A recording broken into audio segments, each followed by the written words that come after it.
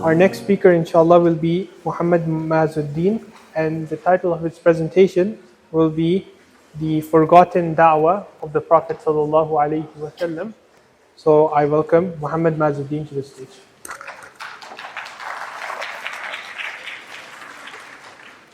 Assalamu alaikum wa rahmatullahi wa barakatuh. Brothers and sisters and respected judges. My topic for today is Dawah, the Forgotten Sunnah. Now let me ask you all a question. How many of you actually take time to do Dawah? I've heard a lot of Muslims say that we should call others to Islam using our character.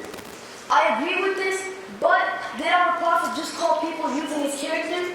The answer is no. In fact, if you read the Seerah, the Prophet had the best of the best characters, but he also did active calling.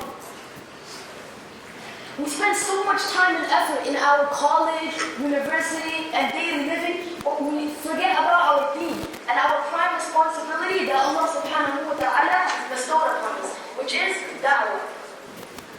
I emphasize that we must take time to learn how to do Dawah.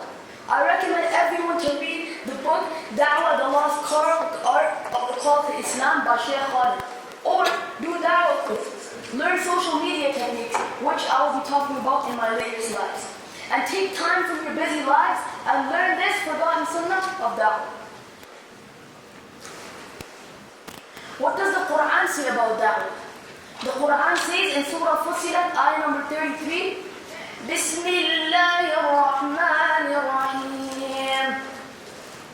وَمَنْ أَحْسَنُ قَوْلًا مِّمَّنْ دَعَا إِلَى اللَّهِ وَعَمِلَ صَالِحًا وَقَالَ إِنَّنِي مِنَ الْمُسْلِمِينَ. Who is better in speech than one who calls to Allah, does righteous deeds, and says indeed, I am among the Muslims. And in Surah Nahl, ayah number 125, it says, ادعوا إلى سبيل ربك بالحكمة والموعظة الحسنة وجادلهم بالتي هي أحسن إن ربك هو أعلم بمن ضل عن سبيله وهو أعلم بالمهتدين. Call to the way of your Lord with wisdom and good preachings. Here it says, use your wisdom and preach. And in another verse in the Quran, in Surah Mudassir, ayat number 1 and 2, يَا أَيُّهَا الْمُدَّثِّرُ قُمْ فَأَنذِرْ. O you who are enveloped in the garments, stand up and warn. Allah subhanahu wa ta'ala is saying stand up and warn. I want you all to listen to this ayat very carefully again. قُمْ فَأَنذِرْ. Stand up and warn. Are we warning others? How did the Prophet make his first ever open da'wah call? He climbed Mount Safa and called out loudly, Ya Sabaha! Ya Sabaha!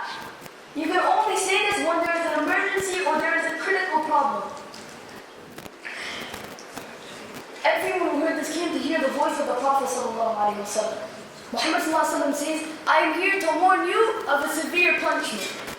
These are the first words our Prophet ﷺ used in his first open speech of Dawah to the Quraysh. As you see, he started with a warning. His Dawah was very straightforward, a stark warning and straight to the point. There was no ambiguity. When we look at the Quran, which is a form of Dawah from Allah Himself, we find it focuses on three aspects. Number one, Allah, which is Tawheed. We need to remind people about the oneness of Allah. We can explain the concept of Ikhlas, Surah Ikhlas. Bismillahir Rahmanir Rahim. قُلْ هُوَ اللَّهُ أَحَدٌ اللَّهُ الصَّمَدُ لَمْ يَلِدْ وَلَمْ يُولَدْ وَلَمْ يَكُنْ لَهُ كُفُوًا أَحَدٌ. And it means He is Allah the One. Allah is eternal and absolute. None is born of it, and nor was He born. And there is nothing like Him. And the third concept is that we need to warn them about time after death, which is judgment in heaven. We need to warn the people about what happens after our death. We need to tell them that they will be judged on the last and final day. Thus, in our da'wah to non-Muslims, can also focus on these three. Remember, or ART, which is telling them about Dawah, which is telling them about Allah and His Rasul and what happens after our death.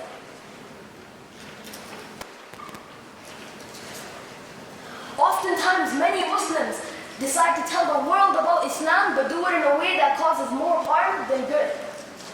Don't give da'wah if your intention is to show off that you are a very knowledgeable person.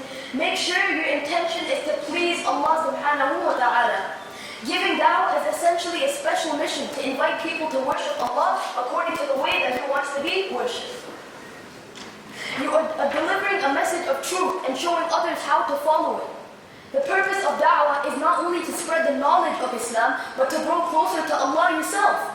Take the act of inviting others to Islam as a way of bringing yourself closer to Islam as well. So let's derive some lessons. We can all prepare a basic 5-minute da'wah speech and practice it. Keep it in your back pocket, because whether you go to school, to work, to the mall, to a restaurant, you'll engage with non-Muslims, and you'll never know when they'll ask you questions. Questions like, why do you grow a beard? Why do you wear hijab? Why don't you shake hands with women? Why do you pray 5 times a day? Or why do you eat with your right hand? All kinds of these questions. And if they do, this is your golden opportunity to explain about Islam, brothers and sisters. And today we have access to modern media, which is far more advanced and can reach the corners of the globe, such as Instagram, YouTube, TikTok, etc. When considering your da'wah efforts, please don't forget to utilize the incredible modern mediums available to us. When considering your da'wah efforts, the excellence of Muslim Ummah predominantly lies in presenting the real message brought by our Prophet ﷺ. Allah says we are the best Ummah. In order to retain this title, every Muslim has a responsibility of delivering and conveying the art. Remember art from my previous slide. And we should do it with real essence and true spirit, and for achieving the sacred purpose about da'wah.